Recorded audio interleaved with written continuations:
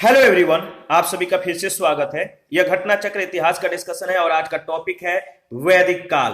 तो चलिए स्टार्ट करते हैं। बहुत इंपॉर्टेंट टॉपिक है, ध्यान दीजिएगा।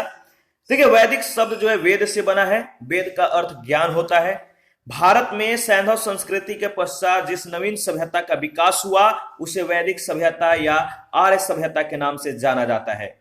आर्य शब्द भाषा सूचक है जिसका अर्थ होता है श्रेष्ठ या कुलीन। तो आर्य का जो अर्थ होता है श्रेष्ठ या कुलीन, ध्यान रखिएगा। क्लासिकीय संस्कृति में आर्य शब्द का अर्थ एक उत्तम व्यक्ति होता है। आर्यों का इतिहास मुख्यतः वेदों से ज्ञात होता है। सामान्यतः वैदिक साहित्य की रचना का श्रेय आर्यों को दिया जाता है।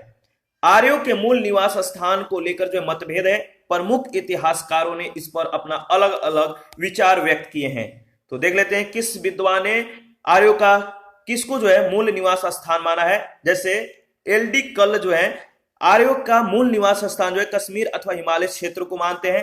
पंडित गंगानाथ झा जो है यह महर्षि देश को मानते हैं। डॉक्टर अविनाश चंद्र दास सप्त सैंधव प्रदेश को मानते हैं। डीएस त्रिवेदी देविका प्रदेश यानी मुल्तान को जो है आर्यों का मूल निवास स्थान मानते हैं।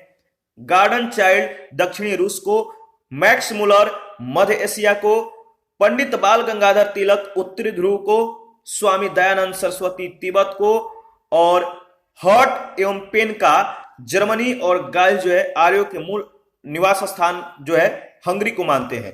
ध्यान रखिएगा। देखिए, वैदिक काल को दो भागों में विभाजित किया जाता है।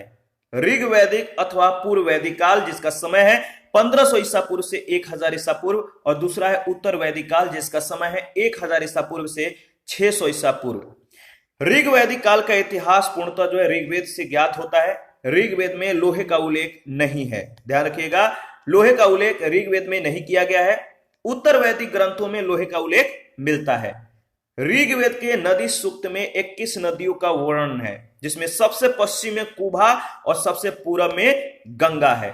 ऋग्वेद में अफगानिस्तान के 4 नदी क्रुमु, कुभा, गोमती और सुवास्तु का उल्लेख मिलता है। ऋग्वेद में सप्त सैंधव प्रदेश की 7 नदियों का उल्लेख मिलता है। ये नदियां हैं सरस्वती, विपाशा, परुषणी, वितस्ता, सिंधु, सुतुद्री और अस्कनी। ऋग्वेद में यमुना नदी का 3 बार और गंगा नदी का 1 बार उल्लेख हुआ है। याद रखिएगा, यहां से प्रश्न पूछे जा चुके हैं। ऋग्वेद में यमुना नदी का 3 बार, गंगा नदी का 1 बार उल्लेख हुआ है। इसमें कश्मीर की एक नदी मरुदवृद्धा का भी उल्लेख मिलता है। ऋग्वेद में सिंधु नदी का सर्वाधिक बार जो है उल्लेख हुआ है। और ऋग्वैदिक आर्यों की सबसे जो पवित्र नदी सरस्वती थी, जिसे मातेत्मा, देवित्मा और नदीत्मा यानी नदियों में प्रमुख कहा गया है।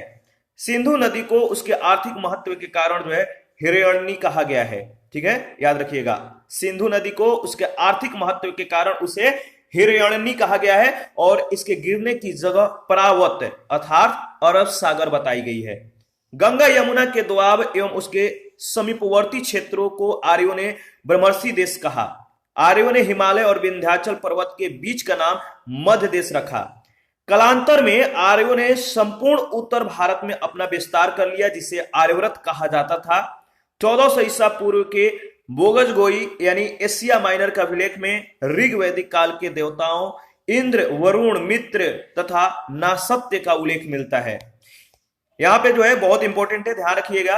ऋग्वैदिक काल की नदियां जिनका आधुनिक नाम और प्राचीन नाम दिए गए हैं।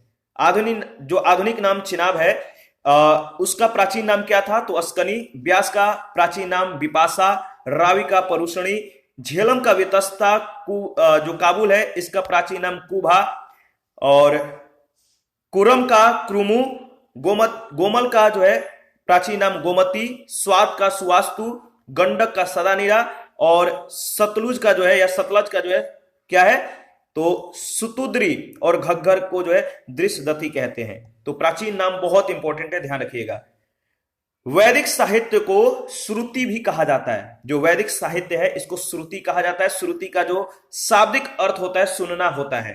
भारतीय साहित्य में वेद जो है सर्वाधिक प्राचीन है। वेद 4 हैं, कौन कौन से? ऋग्वेद है, सामवेद है, यजुर्वेद है और अथर्ववेद है। याद रखिएगा, वेद त्रयी या त्रयी किनको कहा जाता है तो ऋग्वेद, यजुर्वेद और सामवेद को वेद त्रयी या त्रयी कहा जाता है। प्रत्येक वेद के 4 भाग होते हैं, कौन कौन से? संहिता, ब्राह्मण ग्रंथ, आरण्यक और उपनिषद। ऋग्वेद में कुल 10 मंडल, 1028 सूक्त और 10,552 ऋचाएं हैं। तो ध्यान रखिएगा, बहुत इंपॉर्टेंट है, यहां से भी प्रश्न बहुत बार पूछे जा चुके हैं। ऋग्वेद में कुल कितने मंडल होते हैं, कितने सूक्त होते हैं, कितने ऋचाएं होते हैं, ध्यान रखिएगा। तो 10 मंडल, 1028 सूक्त और 10,552 ऋचाएं हैं। 217 सूक्त साकल में तथा 11 सूक्त जो है बाल खिल्ले में है। ऋग्वेद के 2 से 7 तक के जो मंडल हैं वो प्राचीन माने जाते हैं। ऋग्वेद के मंडल और उसके रचयिता, प्रथम मंडल के जो रचयिता है मधुछंदा या मेधा तिथि जिनका नाम है, दोनों नाम याद रखिएगा। द्वितीय मंडल जो है गृत सम्मद। तृतीय मंडल के रचयिता विश्वामित्र हैं। चतुर्थ मंडल के रचयिता वामदेव हैं। पंचम मंडल के अत्रि हैं। षष्टम मंडल के रचयिता भारद्वाज हैं। सप्तम मंडल के रचयिता वशिष्ठ हैं। अष्टम मंडल कर्ण एवं आंगिरस हैं। नवम मंडल का रचयिता सोम देवता और अन्य ऋषि हैं। और दसम मंडल के रचयिता बिंदा, इंद्र, सची और अन्य हैं। ऋग्वेद के तृतीय मंडल में गायत्री मंत्र का उल्लेख किया गया है। याद रखिएगा, गायत्री मंत्र का उल्लेख किस मंडल में किया गया है? तो ऋग्वेद के तृतीय मंडल में। इसके रचनाकार कौन है? विश्वामित्र हैं। यह जो है सूर्य देवता को समर्पित है या सविता को समर्पित है। ऋग्वेद के 9वें मंडल के सभी 114 सूक्त सोम को समर्पित है। प्रारंभ में हम 3 वर्णों का उल्लेख पाते हैं, ब्राह्मण, क्षत्रिय और वैश्य का। प्रारंभ में 3 वर्णों का उल्लेख मिलता है, ब्राह्मण, क्षत्रिय और वैश्य का। शूद्र शब्द जो है इसका उल्लेख सर्वप्रथम ऋग्वेद के 10वें मंडल के पुरुष सूक्त में हुआ है। ऋग्वेद के मंत्रों का उच्चारण करने, यज्ञ संपन्न कराने वाले पुरोहित को होता कहा जाता था। ध्यान रखिएगा, ऐतरेय तथा कौशितकी ऋग्वेद के 2 ब्राह्मण ग्रंथ हैं। यह भी इंपॉर्टेंट है। ऐतरेय और कौशितकी जो है ऋग्वेद के 2 ब्राह्मण ग्रंथ हैं। पतंजलि के अनुसार अगर बात किया जाए तो ऋग्वेद की 21 शाखाएं हैं। ऐतरेय ब्राह्मण में सुनसेव आख्यान का वर्णन मिलता है।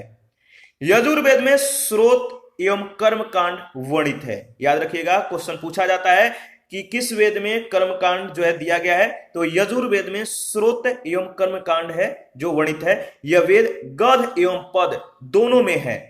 यजुर्वेद के कर्मकांडों को संपन्न कराने वाले पुरोहित को अधवर्यु कहा जाता था। ध्यान रखिएगा, यजुर्वेद के कर्मकांड को संपन्न कराने वाले पुरोहित को अधवर्यु कहा जाता था। और यजुर्वेद की 2 शाखाएं हैं, कृष्ण यजुर्वेद जो पद और गद दोनों में है, दूसरा है शुक्ल यजुर्वेद जो केवल पद में है। यजुर्वेद का अंतिम भाग ईशोपनिषद है, जिसका संबंध यागिक अनुष्ठान से न होकर आध्यात्मिक चिंतन से है। शुक्ल यजुर्वेद की मुख्य शाखाएं काणव तथा माध्यनंदिन है। शुक्ल यजुर्वेद के संहिताओं को वाजसनेय भी कहा गया है, क्योंकि वाजसनी के पुत्र याज्ञवल्क्य इसके दृष्टा थे। कृष्ण यजुर्वेद की मुख्य शाखाएं हैं तैत्तिरीय, काठक, मैत्रायणी और कपिस्थल। शतपथ ब्राह्मण जो है शुक्ल यजुर्वेद का ब्राह्मण ग्रंथ है, याद रखिएगा। और इसमें पुनर्जन्म का सिद्धांत, जल प्लावन कथा, पूर्वा उर्वशी आख्यान, पुरुष में का वर्णन है। साम का अर्थ संगीत अथवा गान होता है। साम वेद में यज्ञों के अवसर पर गाए जाने वाले मंत्रों का जो है संग्रह है, और जो व्यक्ति इन मंत्रों को गाता था उसे उद्गाता कहा जाता था। साम वेद में कुल 1875 ऋचाएं हैं, जिनमें से 75, जबकि कुछ विद्वानों के अनुसार अगर बात करें तो 99 को छोड़कर सभी जो है ऋग्वेद में भी उपलब्ध हैं। साम वेद की प्रमुख शाखाएं कौमुदीय, रामायणीय और जैमिनीय है। ध्यान रखिएगा, बहुत इंपॉर्टेंट है। देखिए, अथर्ववेद में 20 कांड, 731 सूक्त और 5987 मंत्र हैं। इसमें 1200 मंत्र जो है ऋग्वेद के हैं। अथर्ववेद के मंत्रों का उच्चारण करने वाले पुरोहित को ब्रह्मा कहा जाता था। ठीक है, याद रखिएगा। अथर्ववेद में मगध तथा अंग दोनों को दूरस्थ प्रदेश कहा गया है। अथर्ववेद में मगध तथा अंग दोनों को दूरस्थ प्रदेश कहा गया है। इसमें साहा और समिति को प्रजापति की 2 पुत्रियां कहा गया है। इसमें सामान्य मनुष्य के विचारों, विश्वासों तथा अंधविश्वासों का भी विवरण मिलता है। अथर्ववेद की 2 शाखाएं उपलब्ध है, पिपलाद तथा शौनक। याज्ञवल्क्य गार्गी के प्रसिद्ध संवाद का उल्लेख जो है बृहदारण्यक उपनिषद में है। कठोपनिषद में यम और नचिकेता का संवाद जो है उल्लेखित है।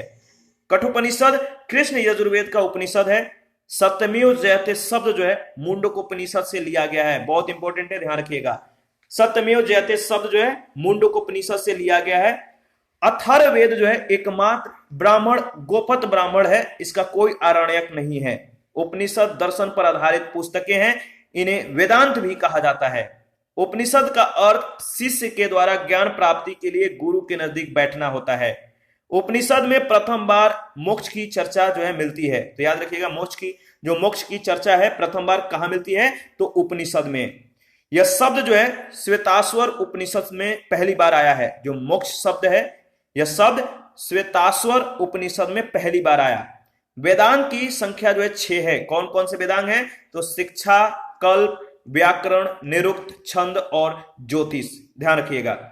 शुल्ब सूत्र में यज्ञ वेदियों को मापने, उनके स्थान चयन तथा निर्णय आदि का जो है वर्ण है। पुराणों की संख्या 18 है। ये कौन कौन से पुराण है, 18 पुराणों का नाम जो है ध्यान रखिएगा, इंपॉर्टेंट है। मत्स्य पुराण है, मार्कंडेय है, भविष्य है, भागवत है, ब्राह्मण है, ब्रह्मवर्त है, ब्रह्म है, वामन, वराह, विष्णु, वायु, अग्नि, नारद, पद्म, लिंग, गरुण, कूर्म और स्कंद पुराण। इनकी रचना लोमहर्ष ऋषि और उनके पुत्र उग्रश्रवा के द्वारा की गई थी। इनमें भविष्यत काल शैली में कली युग के राजाओं का विवरण मिलता है। हिंदू पौराणिक कथा के अनुसार समुद्र मंथन के लिए मथानी के रूप में मंदराचल पर्वत और रस्सी के रूप में सांपों के राजा वासुकी का जो है प्रयोग किया गया था। इसमें विष्णु ने कुर्मा अवतार धारण करके, यानी जो कुर्म है इसका अवतार धारण करके मंदराचल पर्वत को अपने ऊपर रखा था। अनु, ध्रुव, पुरु, यदु और तुर्वस को जो है पंचजन कहा गया है। जन के अधिपति को राजा कहा जाता था। कुल परिवार का स्वामी पिता अथवा बड़ा भाई होता था और ग्राम का मुखिया ग्रामणी तथा विष का मुखिया या प्रमुख जो है विषपति कहलाता था। याद रखिएगा। दशराग युद्ध जो है इसका उल्लेख ऋग्वेद के 7वें मंडल में मिलता है। दशराग युद्ध का जो उल्लेख है ऋग्वेद के 7वें मंडल में मिलता है। इस युद्ध में प्रत्येक पक्ष में आर्य एवं अनार्य थे। यह युद्ध परुषणी नदी यानी आधुनिक रावी नदी के तट पर लड़ा गया था। दशराग युद्ध भरतों के राजा सुदास यानी तिरसु राजवंश तथा 10 राजाओं के एक संग, इसमें पंचजन तथा 5 लघु जनजातियों अलीन, पकत, भलान, सीव और विषाणिन के राजा सम्मिलित थे, इनके मध्य हुआ था। इस युद्ध में सुदास की विजय हुई थी। सुदास के पुरोहित वशिष्ठ थे। ऋग्वैदिक युग में राजा भूमि का जो है स्वामी नहीं था, वह प्रधानतः युद्ध में जन का नेता होता था। विदत आर्यों की प्राचीन संस्था थी। जो विदत था आर्यों की क्या थी, प्राचीन संस्था। ऋग्वेद में पुरोहित, सेनानी तथा ग्रामणी का उल्लेख मिलता है। याद रखिएगा, ऋग्वेद में पुरोहित, सेनानी तथा ग्रामणी का उल्लेख मिलता है। पुरोहित युद्ध के समय राजा के साथ जाता था और जो गुप्तचर है, जो अस्पष्ट है या गुप्तचर तथा दूत नामक कर्मचारियों का भी इसमें उल्लेख मिलता है। ऋग्वैदिक समाज की सबसे छोटी इकाई जो है परिवार या कुल होती थी। ध्यान रखिएगा, ऋग्वैदिक समाज पितृसत्तात्मक समाज था। यहां से क्वेश्चन बनते हैं, तो याद रखिएगा ऋग्वैदिक समाज जो है पितृसत्तात्मक समाज था। वरुण सूक्त के सुनसेप आख्यान से ज्ञात होता है कि पिता अपनी संतान को बेच सकता था। ध्यान रखिएगा। ठीक है, ऋग्वैदिक समाज जो है प्रारंभ में वर्ग विभेद से रहित था। जो ऋग्वैदिक कालीन समाज है प्रारंभ में वर्ग विभेद से रहित था, यानी वर्ग विभेद नहीं था। ऋग्वेद में वर्ण शब्द रंग के अर्थ में तथा कहीं कहीं व्यवसाय चयन के अर्थ में प्रयुक्त हुआ है। ऋग्वेद के 10वें मंडल के पुरुष सूक्त में सर्वप्रथम शूद्र शब्द मिलता है। इसमें विराट पुरुष के विभिन्न अंगों से 4 वर्णों की उत्पत्ति बताई गई है। विराट पुरुष के मुख से जो है ब्राह्मण, भुजाओं से क्षत्रिय और जंघा भाग से वैश्य और पैरों से शूद्र का जन्म हुआ है या इनसे उत्पन्न हुआ है। गोत्र शब्द का सर्वप्रथम उल्लेख जो है ऋग्वेद में जो है हुआ था। तो गोत्र शब्द सर्वप्रथम किस वेद में मिलता है, तो ऋग्वेद में। गोत्र शब्द का मूल अर्थ है गोष्ठ अथवा वह स्थान जहां समूचे कुल का गोधन पाला जाता था, परंतु बाद में इसका अर्थ एक ही मूल पुरुष से जो है उत्पन्न लोगों के समुदाय से हो गया। गोत्र प्रथा की स्थापना जो है उत्तर वैदिक काल में हुई थी। आर्यों के द्वारा अनार्यों को दिए गए विभिन्न नाम हैं। अब्राह्मण यानी वेदों को न मानने वाले, अयजवन यानी यज्ञ न करने वाले, अन्नास यानी बिना नाक वाले, अदेवयु यानी देवताओं को न मानने वाले, अव्रत यानी वैदिक व्रतों का पालन न करने वाले, और मृदवाग यानी कटु वाणी बोलने वाले। शतपथ ब्राह्मण में पत्नी को पति की जो है अर्धांगिनी कहा गया है। ऋग्वेद में जायदस्तम अर्थात पत्नी ही गृह है कहकर उसके महत्व को स्वीकार किया गया है। कन्या के विदाई के समय जो उपहार एवं द्रव्य दिए जाते थे उसे वहतु कहा जाता था। स्त्रियों में पुनर्विवाह एवं नियोग प्रथा प्रचलित थी। नियोग प्रथा से उत्पन्न संतान क्षेत्रज कहलाती थी।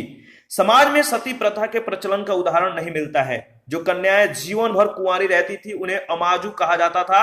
ऋग्वेद में घोषा, लोपामुद्रा, विश्ववरा, अपाला आदि स्त्रियां शिक्षित थी और इन्होंने कुछ मंत्रों की रचना भी की थी। लोपामुद्रा जो है अगस्त्य ऋषि की पत्नी थी, याद रखिएगा। आर्य जो थे मांसाहारी और शाकाहारी दोनों प्रकार के भोजन करते थे। भोजन में दूध, घी, दही आदि का विशेष महत्व था।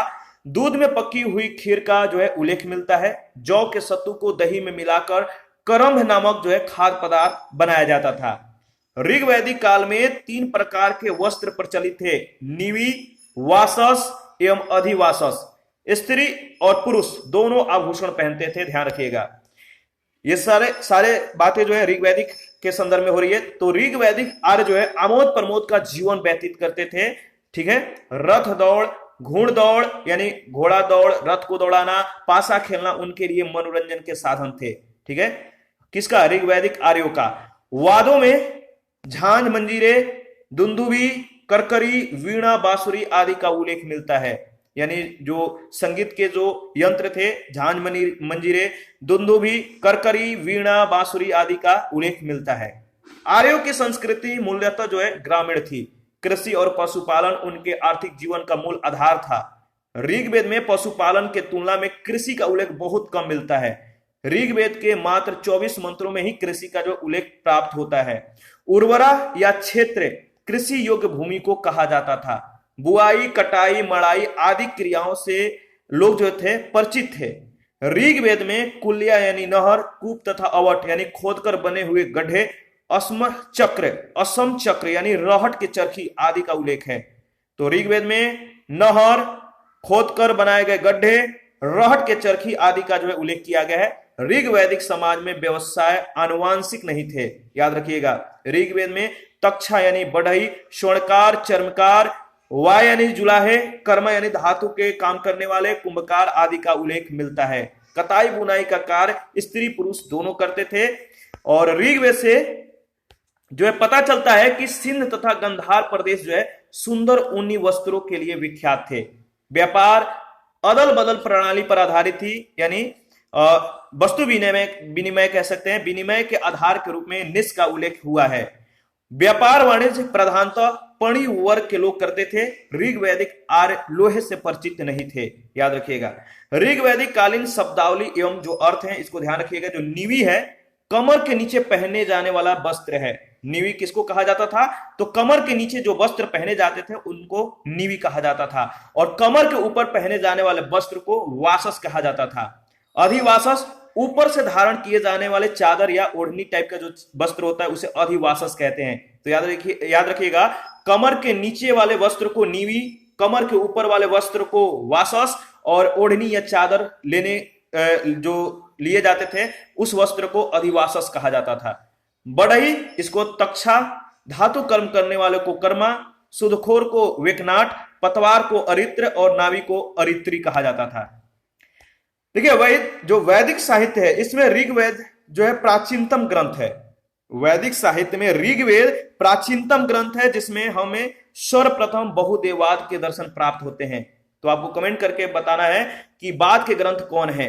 प्राचीनतम ग्रंथ क्या है? तो आपको मालूम है वैदिक साहित्य में ऋग्वेद जो है प्राचीनतम ग्रंथ है। और बाद के ग्रंथ कौन है, यानी कह सकते हैं कि नया वाला जो ग्रंथ है, यानी सबसे बाद में कौन ग्रंथ लिखा गया उसको कमेंट में आपको बताना है। यहां से प्रश्न पूछे जाते हैं, याद रखिएगा।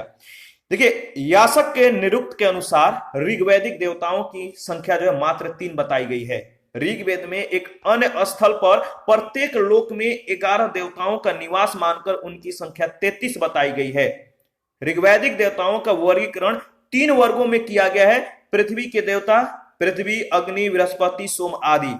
आकाश के देवता जो थे वरुण, सूर्य, मित्र, पुषण, विष्णु, अश्विनी आदि। और अंतरिक्ष के जो देवता थे वो थे इंद्र, पर्जन्य, रुद्र, आपः, वायु, वात आदि। इंद्र को विश्व का स्वामी कहा गया है, ध्यान रखिएगा। इन्हें पुरंदर अर्थात किलो को तोड़ने वाला कहा गया है। और ऋग्वेद में सर्वाधिक सूक्त जो है 250 इंद्र को समर्पित है। इंद्र को आर्यों का युद्ध नेता तथा वर्षा का देवता माना जाता है। ऋग्वेद में अग्नि को 200 सूक्त समर्पित हैं और वह जो है इस काल के दूसरे सर्वाधिक महत्वपूर्ण देवता हैं। ऋग्वैदिक देवताओं में सोम को तीसरा स्थान प्राप्त था। वरुण को समुद्र का देवता एवं ऋतु का नियामक माना जाता है। वरुण को वैदिक सभ्यता में नैतिक व्यवस्था का प्रधान माना जाता था और इसी कारण उन्हें क्या ऋतसेव गोपा भी कहा जाता था। ईरान में वरुण को अहूर मजदा तथा यूनान में ओरनोज नाम से जाना जाता है। ऋग्वेद में 9वें मंडल के सभी 114 जो मंत्र हैं सोम को समर्पित है। वनस्पतियों और औषधियों का देवता पूषण है।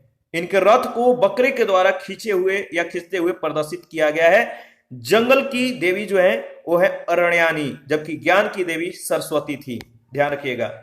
उत्तर वैदिक काल में अनु, ध्रुव, तुर्वस, कृवि, पुरु तथा भरत आदि जनों का लोप हो गया है। शतपथ ब्राह्मण में कुरु और पंचाल को वैदिक सभ्यता का सर्वश्रेष्ठ प्रतिनिधित्व बताया गया है। छंदोग्य उपनिषद से ज्ञात होता है कि कुरु जनपद में कभी ओले नहीं पड़े, न ही टिड्डियों के उपद्रव के कारण अकाल पड़ा। उत्तर वैदिक काल में काशी, कौशल, कुरु, पंचाल, विदेह, मगध, अंग आदि प्रमुख राज्य थे। उपनिषद में जो है कुछ क्षत्रिय राजाओं का भी उल्लेख प्राप्त होते हैं। विदेह के जनक, पंचाल के राजा जो है प्रवाहन जबाली, केकय के राजा जो है अश्वपति और काशी के राजा अजातशत्रु प्रमुख थे। यहां पर आप देख सकते हैं विभिन्न दिशाओं में राजा के विभिन्न नाम क्या क्या हैं। पूरब में सम्राट कहे जाते थे, पश्चिम में सौराट, उत्तर में विराट, दक्षिण में भोज और मध्य में राजा कहे जाते थे। ऐतरेय ब्राह्मण में सर्वप्रथम राजा की उत्पत्ति का सिद्धांत मिलता है। ऐतरेय ब्राह्मण में कहा गया है कि समुद्र पर्यंत पृथ्वी का शासक एक राट होता है। अथर्ववेद में एक राट सर्वोच्च शासक को कहा गया है। अथर्ववेद में परीक्षित को मृत्यु लोक का देवता कहा गया है। छंदोग्य उपनिषद और बृहदारण्यक उपनिषद में उदालक, आरुणी एवं उनके पुत्र श्वेत केतु के बीच ब्रह्मा और आत्मा के अभिन्नता के विषय में संवाद है। अथर्ववेद में सभा और समिति को जो है प्रजापति की 2 पुत्रियां कहा गया है। वैदिक काल में सभा और समिति नामक 2 संस्थाएं राजा की निरंकुशता पर नियंत्रण रखती थी और संभवतः सभा कुलीन या वृद्ध मनुष्यों की संस्था थी जिसमें उच्च कुल में उत्पन्न व्यक्ति ही भाग ले सकते थे।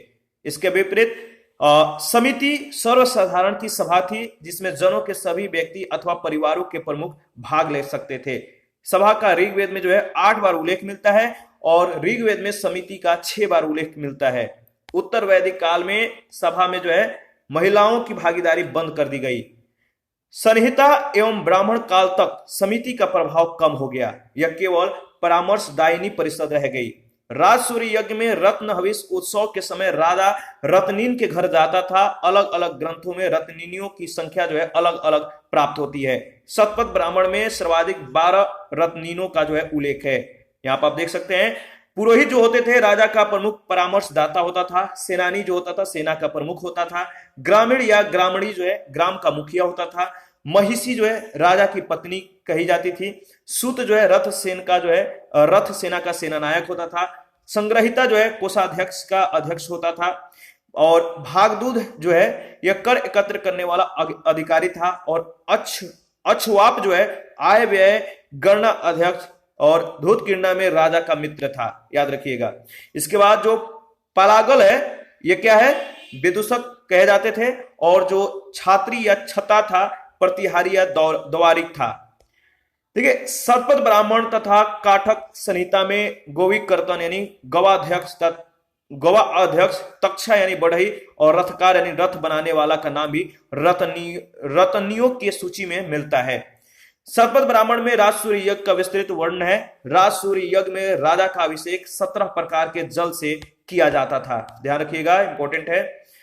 देखिए पारिवारिक जीवन ऋग्वैदिक काल के समान था। समाज पितृसत्तात्मक था। ऐतरेय ब्राह्मण से पता चलता है कि अजिगर्त ने अपने पुत्र सुनसेप को 100 गायों लेकर जो है बलि के लिए बेच दिया था।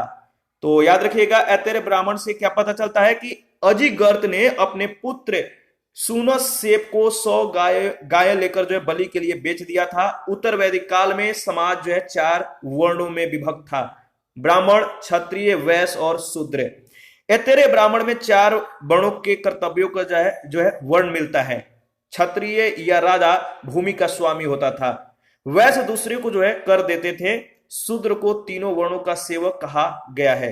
ऐतरेय ब्राह्मण में कन्या को चिंता का कारण माना गया है।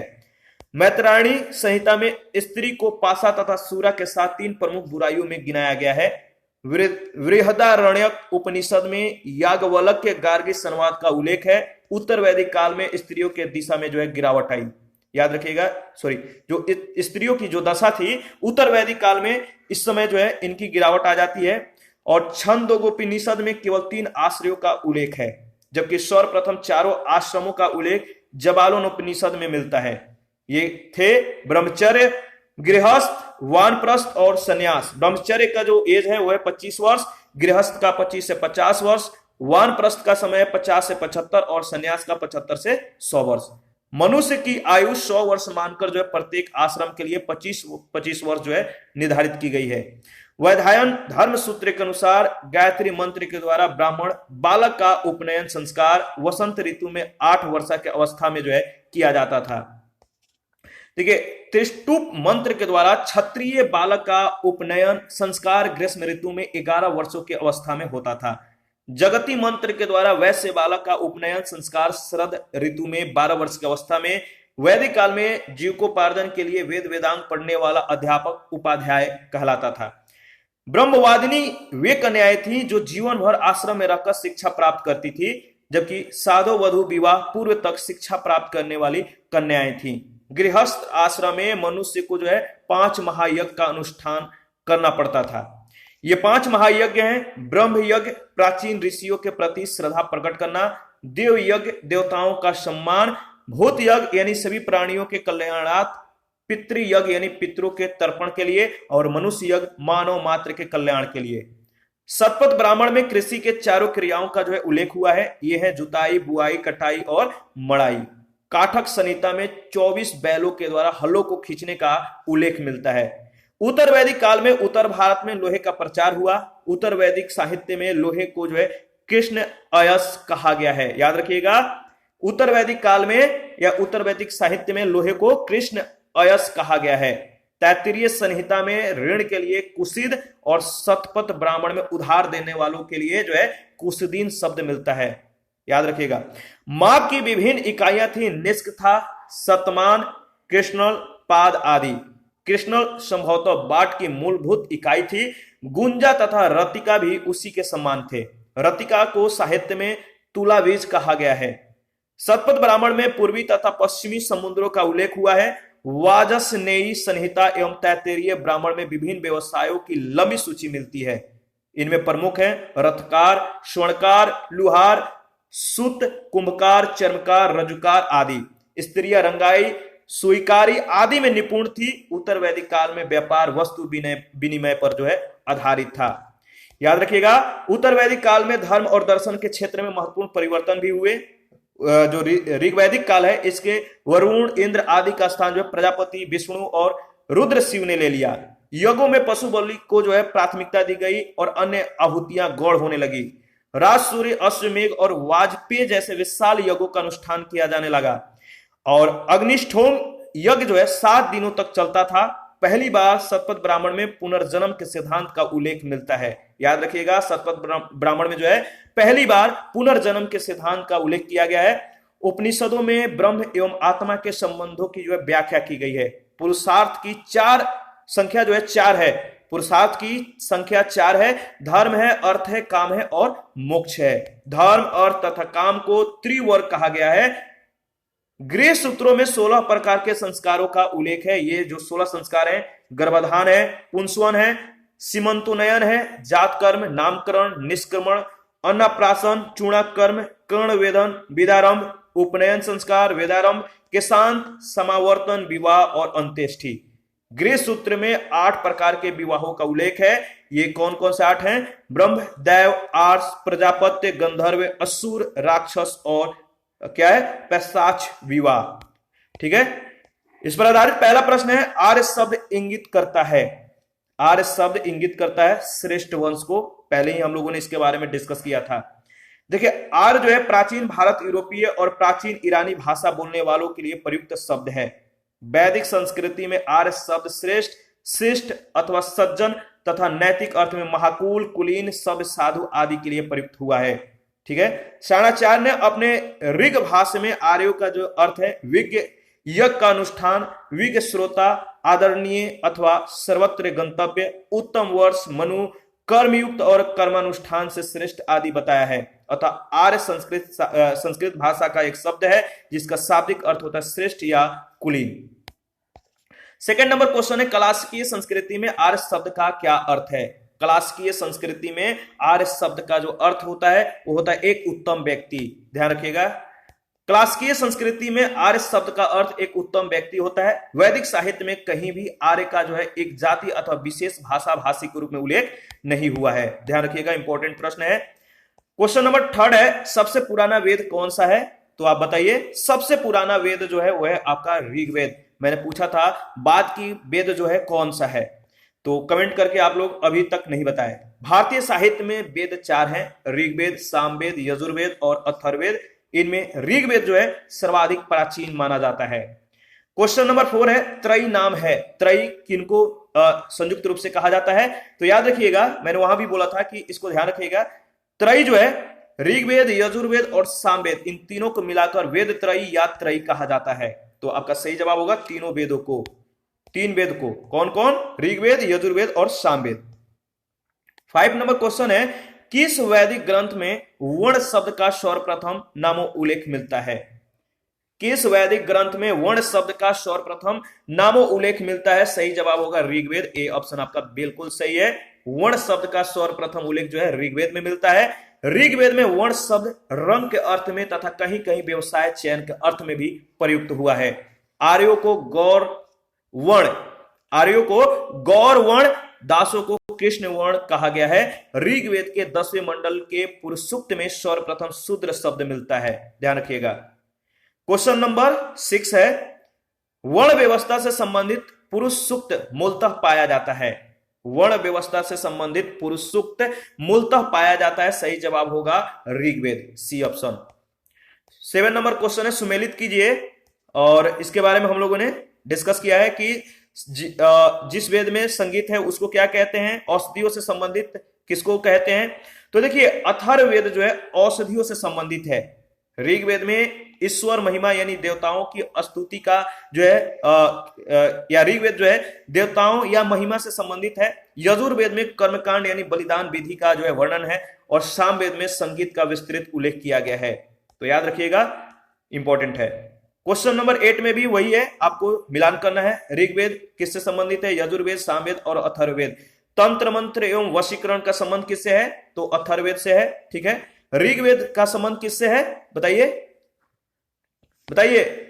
देवताओं के क्या महिमा आप लोग भूल रहे हैं। देखिए, ऋग्वेद में जो स्रोत्र है, प्रार्थनाएं हैं, यानी देवताओं का जो है महिमाएं हैं। इसमें कुल 1028 सूक्त हैं, 10,552 ऋचाएं या मंत्र या श्लोक है। यजुर्वेद में श्रोत एवं कर्मकांड का वर्णन है। ठीक है, सामवेद के पद जो है, सामवेद जो है संगीतमय स्रोत हैं, यानी इनके जो पद है गाने वाला पद है, और इसको गाने वाले को उद्गाता कहते हैं।